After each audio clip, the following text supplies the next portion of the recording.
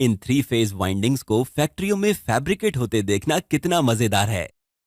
आप यहां पर जो देख रहे हैं वो एक फुली ऑटोमेटिक वाइंडिंग प्रोसेस है। ये वाइंडिंग्स इलेक्ट्रिक करंट लेती है और उससे एक रोटेटिंग मैग्नेटिक फील्ड क्रिएट करती हैं। यही आरएमएफ हमारी मोटर को रोटेट कराता है। आप सोच रहे होंगे कि वाइंडिंग्स के स्टेशनरी होने के बावजूद ये मैग्नेटिक फील्ड रोटेट कैसे होती है। चलिए इस वर्किंग को समझते हैं। इन विजुअल से ये क्लियर है कि ये वाइंडिंग डिजाइन इतनी स्पष्ट नहीं है। कई सालों तक डिजाइन इटरेशंस और इलेक्ट्रिकल इंजीनियरिंग की एनालिसिस और फंडामेंटल्स को समझने के बाद इंजीनियर्स इस वाइंडिंग डिजाइन को बना पाए थे। तो चलिए फंडामेंटल्स से शुरू करते हैं और इस वीडियो के खत्म होते होते हम डिजाइन के बारे में भी बात करेंगे। वाइंडिंग डिजाइन शुरू करने से पहले हमें एक अच्छे आरएमएफ की क्वालिटीज को समझना पड़ेगा। जैसा कि दिखाया गया है, एक आरएमएफ का शेप स्मूथ होना चाहिए, रोटेशन के टाइम ये डिस्टॉर्ट नहीं होना चाहिए और central flux lines perfectly radial होनी चाहिए। चलिए एक सिंपल कॉइल को यूज करके इस परफेक्ट आरएमएफ डिजाइन जर्नी को शुरू करते हैं। जब कॉइल से ऑल्टरनेटिंग करंट पास होता है तो मैग्नेटिक फ्लक्स फ्लक्चुएट होगा, जैसा कि दिखाया गया है। अब चलिए ऐसी 2 और कॉइल्स ऐड करते हैं जिनके बीच का एंगल 120 डिग्री हो। यहां पर हर कॉइल अपनी खुद की मैग्नेटिक फील्ड प्रोड्यूस करती है और इनका नेचर फ्लक्चुएटिंग होता है। जब हम इन मैग्नेटिक फील्ड्स को ऐड करते हैं तो हमें कंबाइंड मैग्नेटिक फील्ड मिलती है, जैसे कि दिखाया गया है। ये डिजाइन एक फेलियर है क्योंकि मैग्नेटिक फील्ड रोटेट नहीं हो रही है। यहां पर आते हैं इलेक्ट्रिकल इंजीनियर्स के गॉडफादर निकोला टेस्ला। उन्होंने मैग्नेटिक फील्ड फ्लक्चुएशन के डिसअपॉइंटिंग बिहेवियर को ऑब्जर्व किया। ये फील्ड फ्लक्चुएशन इसलिए होता है क्योंकि इन तीनों फील्ड्स का मैक्सिमम या मिनिमम एक ही समय पर हो जाता है।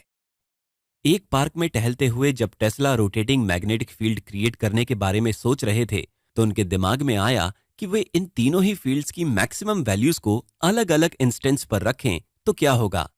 फिर ऐसा कोई भी इंस्टेंट नहीं होगा जहां पर तीनों करंट एक ही टाइम पर जीरो या मैक्सिमम हो जाएं। इसलिए रिजल्टेंट फील्ड कभी भी जीरो नहीं होगी। अगर शॉर्ट में कहें, वो इस फ्लक्चुएटिंग बिहेवियर को अवॉइड कर सकते हैं। निकोला टेस्ला के फेज शिफ्ट कॉन्सेप्ट को यूज करके चलिए एक ऐसी वाइंडिंग बनाते हैं जो रोटेटिंग मैग्नेटिक फील्ड जनरेट कर सकती है। इंस्टेंस से जीरो टाइम तक इन इंडिविजुअल मैग्नेटिक फील्ड्स के नतीजों को यहां पर दिखाया गया है। फ्यूचर रेफरेंस के लिए इस पोजीशन को सेव कर लेते हैं। एसी करंट्स में वेरिएशन के साथ इन मैग्नेटिक फील्ड्स का ओरिएंटेशन बदल जाता है। अगर आप इन तीनों इंस्टेंसेस को कंपेयर करेंगे तो आप देख सकते हैं कि ये यूनिफॉर्म स्ट्रेंथ की मैग्नेटिक फील्ड की तरह रोटेट हो रही है। ये वाइंडिंग अरेंजमेंट 16 स्लॉट डिजाइन है और ये 2 पोल रोटेटिंग मैग्नेटिक फील्ड जनरेट करता है। यहां पर हमने स्टेशनरी कॉइल्स को यूज करके रोटेटिंग मैग्नेटिक फील्ड बना ली है। यहां पर हमने वाइंडिंग के लिए एक सिंगल टर्न यूज किया था, लेकिन इंडस्ट्रीज में कई 100 पतले पतले केबल टर्न्स यूज किए जाते हैं। ये मैग्नेटिक फ्लक्स की स्ट्रेंथ को बढ़ा देगा। लिक्विड वार्निश लैमिनेशन की मदद से इन टर्न्स को एक दूसरे से इंसुलेट किया जाता है। वाइंडिंग डिजाइन की कहानी अभी खत्म नहीं हुई है। इन वाइंडिंग्स को एक आयरन स्ट्रक्चर के अंदर सपोर्ट किया जाता है जो मैग्नेटिक फ्लक्स लाइंस को भी कैरी करता है। आरएमएफ की क्वालिटी चेक करने के लिए हमें सॉलिड वर्क्स के ईएम वर्क्स 2D सॉफ्टवेयर के एफईए रिजल्ट्स देखने होंगे। आप देख सकते हैं कि इस आरएमएफ के 2 पोल्स हैं, लेकिन सेंट्रल फ्लक्स लाइंस रोटर से रेडियल नहीं है। आप ये भी देख सकते हैं कि आरएमएफ के रोटेशन के दौरान शेप कंसिस्टेंट नहीं आ रहा है। ये नॉन यूनिफॉर्मिटी इसलिए आती है क्योंकि एडजेसेंट कंडक्टर्स के बीच एक बड़ा गैप है। तो रोटेशन के दौरान एक ज्यादा यूनिफॉर्म शेप को अचीव करने के लिए हमें एडजेसेंट कंडक्टर्स की संख्या बढ़ानी पड़ेगी। चलिए इसे 12 कर देते हैं। हर फेज कॉइल के साथ सीरीज में एक और कॉइल को कनेक्ट करके इस 12 स्लॉट डिजाइन की वाइंडिंग बनाई जाती है। यहां पर करंट की डायरेक्शन ऑब्जर्व करिए। ये स्ट्रेट फॉरवर्ड कनेक्शन एक 2 पोल मैग्नेटिक फील्ड नहीं प्रोड्यूस कर पाएगा। अब चलिए इन कॉइल्स के पेयर को ओवरलैप करते हैं। परफेक्ट। चलिए बाकी दोनों फेजेस के लिए भी यही करते हैं। अगर आप इन तीनों कॉइल्स को एक सर्कल में कंबाइन करेंगे तो ऊपर वाली कॉइल एक डायरेक्शन में करंट कैरी करती है और नीचे वाली कॉइल दूसरे डायरेक्शन में करंट कैरी करती है। इसकी रिजल्ट मैग्नेटिक फील्ड ऐसी होती है जैसी दिखाई जा रही है। ये खूबसूरत वाइंडिंग बेहतर शेप और यूनिफॉर्मिटी के साथ 2 पोल आरएमएफ प्रोड्यूस करती है। इस एफईए रिजल्ट से ये क्लियर है, ये वाइंडिंग रोटेशन के दौरान एक यूनिफॉर्म शेप बनाए रख सकती है।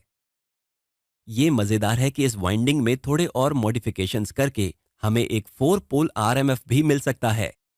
अगर आप उस ओवरलैप को हटा दें जो हमने पहले कॉइल्स में किए थे, तो आपको बहुत आसानी से 4 पोल आरएमएफ मिल जाएगा। यहां पर आर फेज का हर कंडक्टर इंडिविजुअल पोल क्रिएट करता है, इसलिए सभी 3 फेजेस कंबाइन होकर एक 4 पोल रोटेटिंग मैग्नेटिक फील्ड क्रिएट करते हैं। चलिए इस डिजाइन को भी एक सर्कुलर कोर में अरेंज करते हैं। नंबर ऑफ पोल्स के अलावा क्या आप इन रोटेटिंग मैग्नेटिक फील्ड्स में कोई और फर्क बता सकते हैं?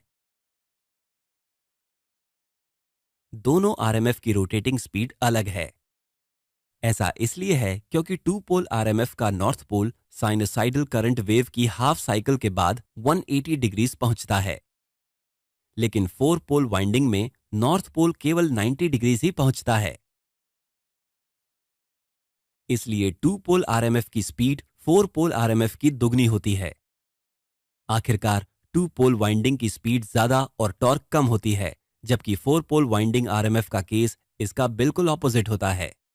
पोल्स बढ़ाने पर भी स्पीड और टॉर्क का रिलेशन सेम ही रहता है।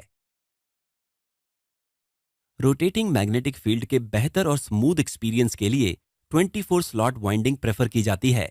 ये स्लॉट्स पास पास होते हैं और स्टेटर पेरीफेरी पर एक समान प्लेस किए गए होते हैं।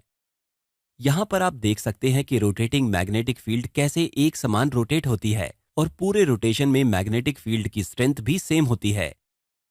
इससे हम ये समझ सकते हैं कि जैसे जैसे हम नंबर ऑफ स्लॉट्स बढ़ाते हैं वैसे वैसे मैग्नेटिक फील्ड ज्यादा यूनिफॉर्म हो जाती है और उसकी स्ट्रेंथ भी कांस्टेंट हो जाती है।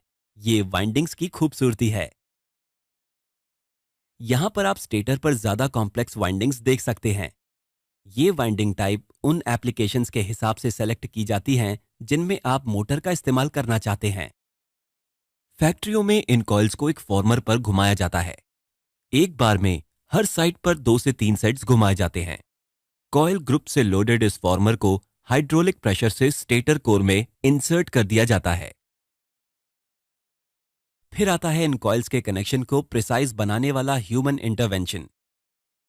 इन वाइंडिंग्स को टेस्ट करके आपके मिक्सर ग्राइंडर, वॉशिंग मशीन या एयर कंप्रेसर को ऑपरेट करने के लिए भेजा जाता है।